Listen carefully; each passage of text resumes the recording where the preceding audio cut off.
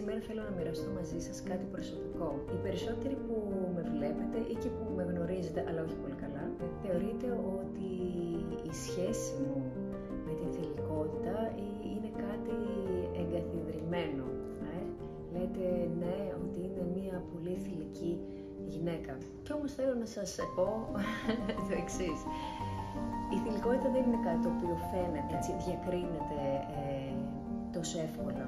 Μπορώ προσωπικά λοιπόν να μοιραστώ μαζί σας ότι μέχρι να γράψω την τέχνη της σύνδεσης και να αρχίσω να συνειδητοποιώ ότι η σύνδεση είναι γένος θηλυκού, ότι η δύναμη είναι γένος θηλυκού, η σχέση μου με αυτό το κομμάτι μέσα μου ήταν όχι τόσο καλή.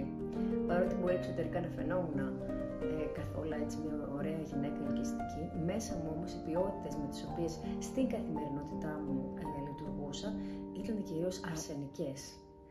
Οπότε έχει πάρα πολύ ενδιαφέρον να μελετήσουμε, να αναρωτηθούμε και να το κάνουμε μαζί και σε επόμενα βίντεο αλλά και σε επόμενα προγράμματα που ετοιμάζω, κατά πόσο η θηλυκότητα είναι κάτι το οποίο μπορούμε να το αναπτύξουμε, κατά πόσο τα αρσενικά μας στοιχεία είναι υπερανεπτυγμένα υπέρ των θηλυκών, γιατί συμβαίνει αυτό και πώς μπορούμε αυτά τα δύο να τα φέρουμε σε μια ισορροπία.